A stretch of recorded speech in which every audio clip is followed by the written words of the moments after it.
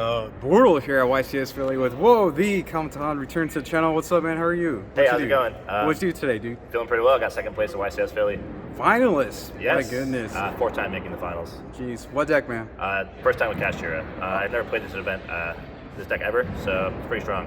Why Kashtira? Why not like, the ABCs or something? ABCs aren't viable because Kashtira's deck, so they're just going to ship for you and you're going to lose all your pieces. I hope to go back to that deck probably next format because Kashtira is no longer a deck. But for now, this was just a clear choice for the event. 4 slots out of all top 4 slots, like ever since it's been legal in every event ever, so it just was math. Okay. Before we start the actual deck profile, any shout outs? Shout out to Midwest Gaming, definitely. They helped me get where I am. Shout out to Ryan Levine for always making fun of me every time I had a bad deck idea until I ended on a good one. He didn't give me any advice, he just told me when my ideas were bad. So shout out to him. Shout out to my friend Dylan, Dylan Solanke. I live with him and he's helped me up a lot these past couple months, and I know he watches your channel, so wanted to put that in there. But other than that, Dom Couch for teaming with me for Brazil also. He's going to be my teammate. It's going to be pretty good. Sweet. Without further ado, please present the deck profile. So I guess we're going to go into those, but my monster count was pretty standard. No, it wasn't. Pretty innovative. So triple Fenrir, triple Unicorn, that's standard. I played double Arise Heart, that's a cool thing I did. I cut Ogre for this. This card's super relevant because you open Birth, which I always do because I always brick. This just plays, so it's super crucial. I played just one of these guys. Those are my cash names. I mained triple Nibiru. I expect a lot of Kashmirs, and I expect to be made to go first a lot. And obviously going first is not very favorable in the Kashmir because of all the strong going second cards, even game 1. But what it does guarantee is that in order for them to kill you, they have to summon at least 5 times to clear it through a Rise Art and everything. So this card's actually better going first. So I wanted it in the main. It's pretty good. 3 Shifter. I expect a lot of Kashmirs, and I drew 2 of these in the finals, so that's pretty good. Probably shouldn't have played that. 3 Ash. I played Branded twice, like once, twice, I don't know. So you just want the auto one versus Branded. 1 Terraforming, and then 3 of the planets. Nothing crazy. 3 Theosis, 3 Birth. Very standard cards. I played 3 Book of Moon. I didn't play Eclipse or anything, I just wanted the regular ones because I don't like cards that have points of interaction, so I don't want them to be able to ash it. That's basically the only reason. And this card is really good. It's game against almost every deck if you go first, so that's another thing. I wanted like a strong going first card and a strong going second card, and Book of Moon was just that. It's good going second versus like everything except Branded. Even versus like Scareclaw deck. I'm sorry, not Scareclaw deck. Even against the super heavy deck. This card is really good going second, assuming you can play.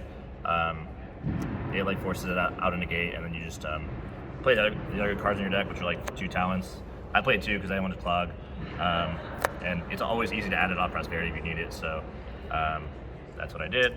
I played 3 Imperm because I don't like when people activate talents against me, so and if they do, it's going to be post Nibiru, and it won't matter because they already lost. So that was the logic there. And then just the 1 Big Bang.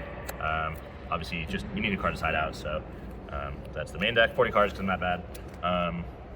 Side deck is obviously, let's go on the extra deck. It relates more to the main. So these are my Desire Vanish. I made the Fossil Guy, Garura, Infinitrack. I never had this card in my graveyard at all. I never resolved a draw against Garura, and I never had this be relevant and protect me from Gamma or anything real at all. So these cards should just be any other card in the game, like just the worst level 7, like rank 7 monsters you can imagine. Just play those instead. These literally never come up. 1 Donner. I didn't play Link Grave or anything because I'm really bad. Probably should have played 3. Big Eye. Probably should have played 2. Dark Arm. This is fine at 1. This card's actually really, really strong. It's like one of the best cards in my deck against like simplified game states. You just like destroy them, and obviously you can banish Theosis from grave and just win. 2 Zeus. Unironically, probably should have played 3. 2 Diablosis. It came up sometimes. It's just a really strong monster to make. And when you open like kind of subpar, or if you're making like a subpar like repush in like a kind of simplified game state, and you can't either get to Zeus or something, or maybe your copies are banished, this is a good card to make as like a Hail Mary. You just banish their cards and just hope that they can't resolve their Fan Research, and it actually happens a lot because you banish like 28 cards and you just can't win. Triple Arise Heart. I only ever made 1 a duel, I think, ever, so moving forward it's probably just correct to banish these off Desires and just play the 1. And then 2 of these, Shangri-La, very standard. I never left 5. I left 3 sometimes. the later in the tournament I ran, the more I started locking. Earlier on, I expected people to be worse, and decks to be worse, and I thought just a Rise Heart playing it safe would be better. But later in tournaments, I was just the super heavy deck and everything. It's just right to at least lock 3 and play into nib. I built my deck wanting to play into nib intentionally.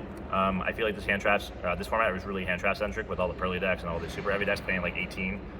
So I wanted to exploit that this event. So I sided 3 thrust no matter what. Going second, going first, just in my deck no matter what. Why didn't you main it, Calvin? Don't know. Target for that going second is Heartbeats. I guess the answer is that like the polarizing cards you can search are just better post side. So Heartbeats is obviously a blowout versus literally anything, even Kashtira. You kill your Broken Moons. This card's auto win going first, so I would regularly play into Nibiru, lock as many zones as I could, and if they don't nib me, they lost anyway. And if they do, I resolve this and set this and just have a birth, and there's nothing they can do. The game is just done. So like Heartbeats at 1, they have a nib token, so they can't play Lightning Storm. It's just not winnable for them. So getting nibbed on purpose was my game plan, and I did it a lot.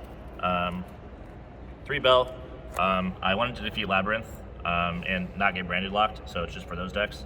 I defeated Labyrinth in top 8, which was, I didn't draw this card, and I defeated Branded in top 32, and I did draw this card and it won me the match against Branded Red, right?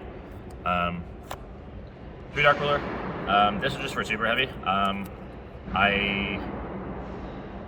Not much to say about that. There's no other deck I saw this in, but Fantasy Sprite deck or like Dragon Link or something.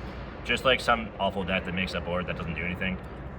This card is like a talent target, so technically only need to play 1, but I also wanted to just be able to hard draw it and then use my talents for anything else, or my thrust for anything else. Probably could have played 2 or 1 or 0, but Super Heavy is not a very good deck, so it doesn't matter. 3 Econ, I think this is necessary, this format, just because Cash is the best deck and this card is so polarizing. The Mirror, you going first, it's just very good. And then 1 Herald Abyss is my last thrust target. I shouldn't feel like reading Pearly cards, so I didn't read any of them. I just added this to my hand and killed them. But that is the deck. So like I said, I didn't find many of the new strategies very interesting. Super heavy, just I don't like pendulum cards, so I don't like setting scales. And I also like spell cards a lot. Like I think obviously this whole profile is about thrust and talents, so spell cards are very good, and I like being able to play them. So that deck was never something I was going to play. And Pearly just like had, I don't know, just felt too costly to resolve the cards, and like playing Discard Engine didn't seem very viable either because of how many hand traps there are. So I didn't feel like those decks were good, and because they weren't interesting, I just decided to play the most boring fair deck ever, and I just like pub stomped the event with it. Again, undefeated day 1, got very lucky a couple times in top cut, won some unwinnable games, and then the final, I did not win either of my unwinnable games. Sometimes you just break and can't win. But that's what it is. I don't feel like I deserve to win this event anyway because I didn't play that great and am not the best Kashtira player in the room. So pretty happy with how I did. But I think it's just, this was a deck building event. I think just like stellar, literally like I don't want to feel like I'm talking about myself, but like this side deck plan, even when it's flawed, is like just perfect. Like getting to the purpose is like the stupidest thing you can even think of, but this card's just ridiculous. And so just that alone got me as far as it did. Anyway, I'm looking forward to the next events. If you guys are curious, I'm on Midwest Gaming. I'm going to be going to every event that's been announced, period. So that's Brazil, that's Mexico, that's Toronto, or whatever that is. Nationals in wherever it is. And so, yeah, I guess I'll see you guys there. Thank you.